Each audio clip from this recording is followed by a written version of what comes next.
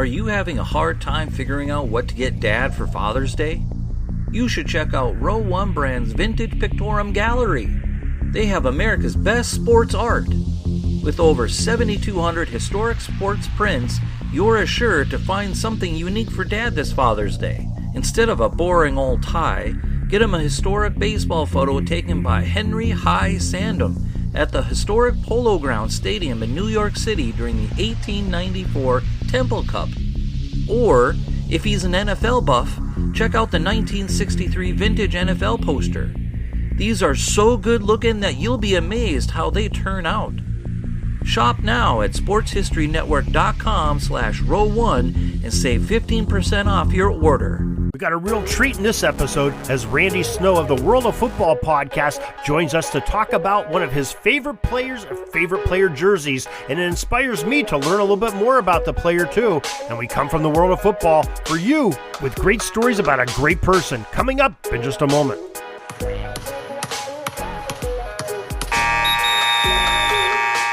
Hi, my name's Darren Hayes, and I know you've heard me on the Pigskin Dispatch talking about football history for years. Well, now I'm on a new mission, a quest to find sports history in other sports as well as football by learning through the jerseys and the apparel and the gear that the players wore and the franchises supplied their teams. It's an educational trip, and I'm taking you with me day by day, player by player, uniform by uniform. The Sports Jersey Dispatch.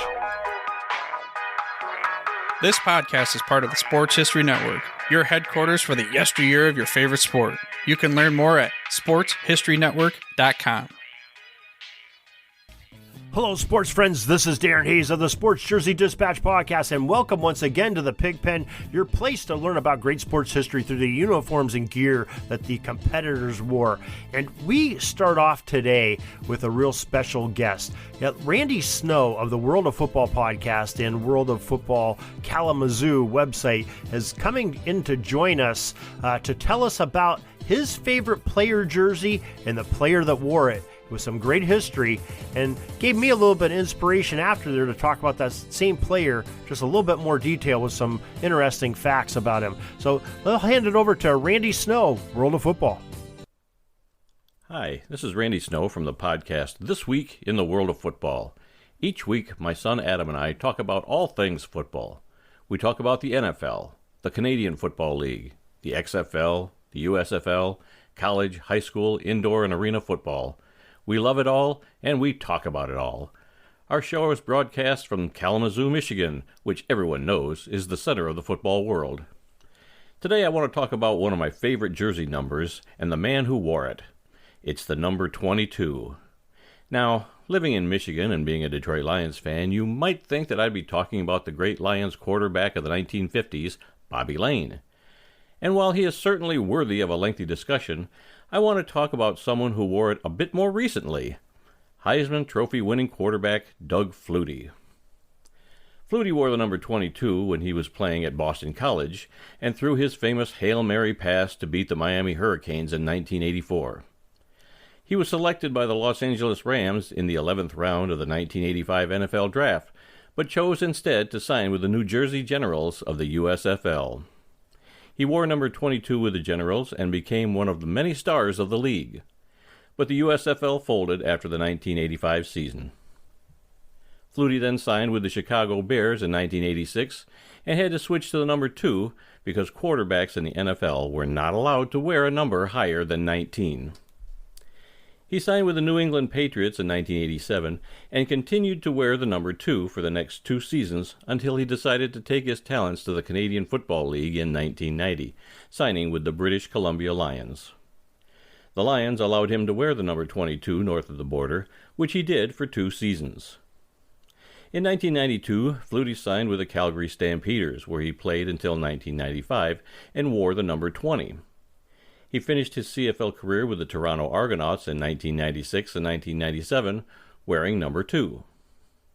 While he was in Canada, he threw for over 6,000 yards in a season twice and over 5,500 yards in a season 4 times.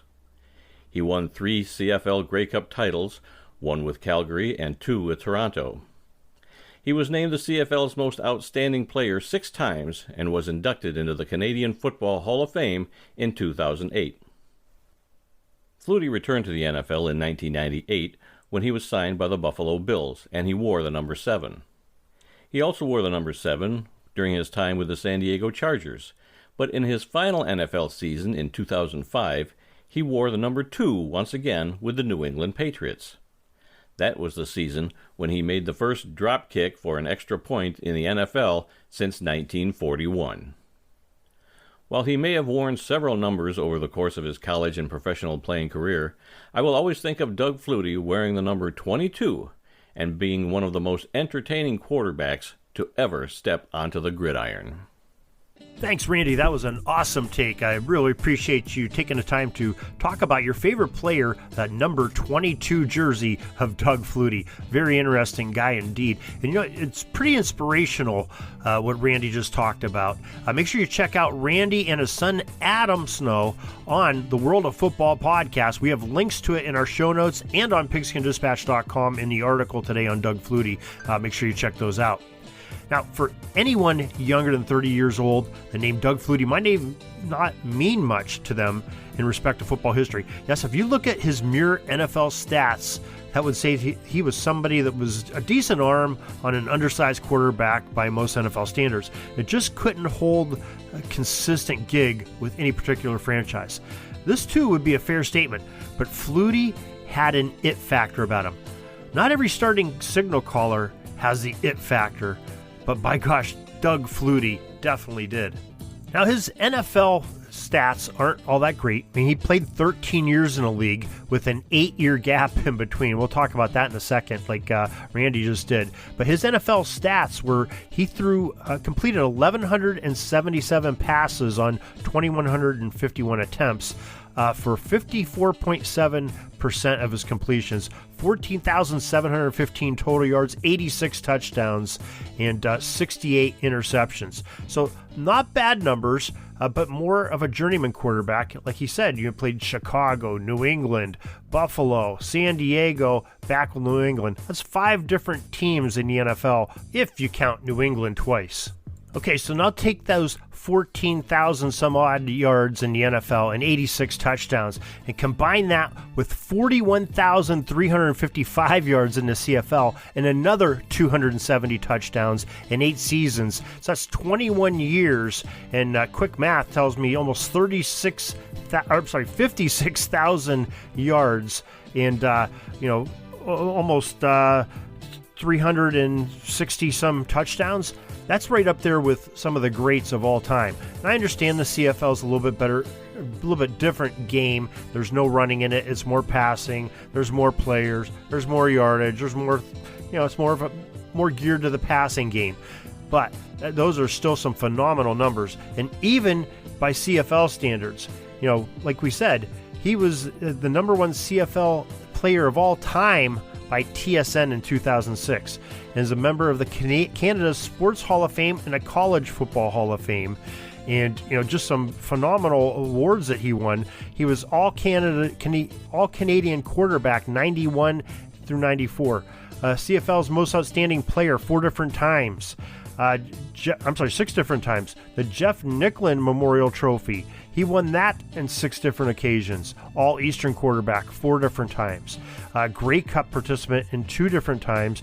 Grey Cup winning teams, I believe that he had 3 or 4 of those. Three times he won the Grey Cup, 92, 96, and 97. Won the Heisman Trophy, had that one of the most outstanding plays in college football history, as we talked about, with that great pass to Phelan on that Hail Mary at the end of the Miami game to just take BC to a whole new place, Boston College, that BC. He also played for BC Lions in the CFL. 2 different BC teams. That's quite unique. And, just a great player. Has had a lot of adversity in his whole life and, through his whole career, as a matter of fact. He is not known, but he grew up in Florida. His father was a quality engineer in the aerospace industry down in Florida. And, as he went through junior high, Doug Flutie took his junior high team to 2 county championships. So things are looking pretty good for him. All of a sudden, Well, the space industry sort of falls out in the mid to late 70s. His father loses his job in aerospace, and the family has to move. They move to Massachusetts, from Florida to Massachusetts. Probably a big weather shock there for them, I'm sure. But, Flutie's coaches down in Florida are sitting there literally licking their chops saying, hey, we got our high school starting quarterback for the next 4 years. This kid will start as a freshman. He's winning games and everything. Well, he goes up and plays high school ball up in Massachusetts and, ends up being a three-sport star.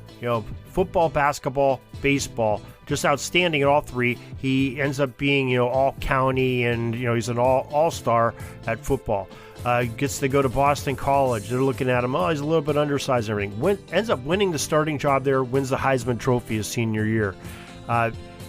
Gets ready to go in the NFL. And he gets drafted by the Rams, and he may have played for the Rams. They were looking at him, but the USFL offers a whole lot more money. The USFL is just starting out. He goes to the USFL, plays for the New Jersey Generals, and has a great season or two there. And he's back, ready to go into the NFL, plays a little bit, and that gets bounced around a little bit with the Bears and the Patriots and San Diego. Goes to CFL and is an all-star, is a champion, and just some great adversity. Now, his family has also had some adversity. He had one of his children had some disease that, just was misfortunate, but the Fluties are such remarkable people. They turned that into some great things, and he became like a spokesperson of this whole group and bonded with people and made them feel good and put a positive spin on it. Created the Flutie Flakes to help support the cause, and just did some fantastic things.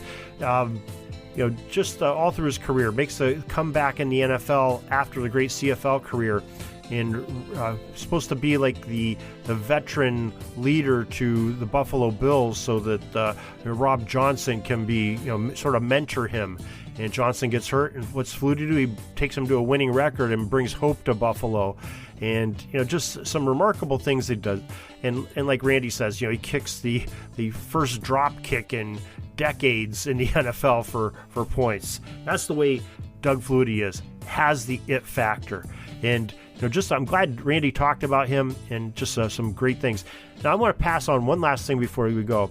Doug has a very interesting story. In his last season with Patriots, the year he did the drop kick, I believe it was 2004, Tom Brady decided to take Flutie and a bunch of the other offensive players out for just a bonding weekend, and he took them to a local casino, and they were going to stay overnight. They had to drive a little bit, wasn't real local, and they had to drive quite a distance, so probably a couple hours. So they're on their way there. They're all going to meet there, and Tom says he's going to pick up the whole bill just to get the team to bond, the offensive team. So when he ends up getting there, he goes to reach for his wallet and doesn't have his wallet. Apparently he had stopped for gas. As he's paying for the gas, he puts the wallet up on the hood of his car, on the roof of his car, I guess, and forgets about it, finishes pumping the gas, drives off. Wallet's gone. He has no money. So the other players that he invited there to treat them end up having to pay the money, and they had some good ribbing with Tom, I'm sure, and I'm sure he was sick about it. Well, the best part of this story is some good Samaritan finds the wallet, sees it's his, takes it to the police. The police end up finding out, it's Tom Brady. They figure out a way to get in touch with him. I'm not sure how they did that. They deliver the wallet to him. All the money's in it. All the credit cards are in it. Everything's intact. This good Samaritan returned the wallet to great legendary Tom Brady. And plus all his buddies got a good laugh, including Flutie, of having Tom forget his wallet. And funny thing is, he didn't fumble all that much in his whole career, but hanging on to the wallet for that one trip with the boys, well, he couldn't hang on to that. So just a great story, and great story of Doug Flutie, And that's what's the kind of guy he is. Just brings a smile to your face, but definitely had that factor. And I'm glad we got to talk about him today. And I learned a lot about Doug Flutie. And I thank Randy Snow. I thank the Monroe brothers for the great music, Jason Neff for the music, and also for the great reference help from ESPN.com and some of the other great articles that we got to read about them, ProFootballReference.com and StatHead. And hope you'll join us the next time that we talk about some more legendary players and uniforms and learn about the great sports history of the game. So till next time, have some great sports history days.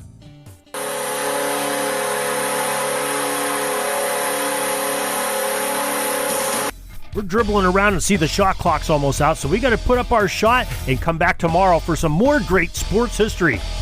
We invite you to check out our websites, JerseyDispatch.com and PigskinDispatch.com. Not only see the daily sports history, but to experience the preservation of great events and people that play the games. Find us on Pigskin Dispatch. It's also on social media outlets of Facebook, Twitter, Instagram, and don't forget the Pigskin Dispatch YouTube channel to get all your daily sports history. Pigskin Dispatch is happy to be associated with the Sports History Network, the sports headquarters of yesteryear, found at sportshistorynetwork.com. This podcast is part of the Sports History Network, your headquarters for the yesteryear of your favorite sport. You can learn more at sportshistorynetwork.com.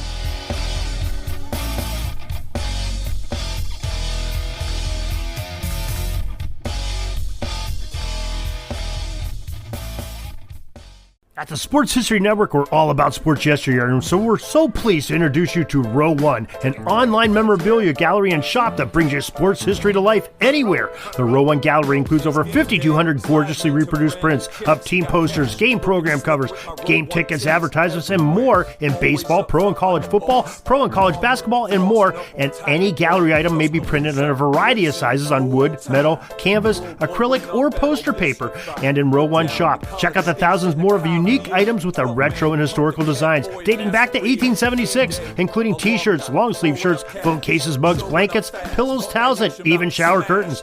Go to sportshistorynetwork.com, ROW1, for access to the full Row One catalog and for gallery prints and gift items, plus get a 15% discount off all prints on the Row One Pictorum Gallery with coupon code SHN15. Follow the link on the show notes.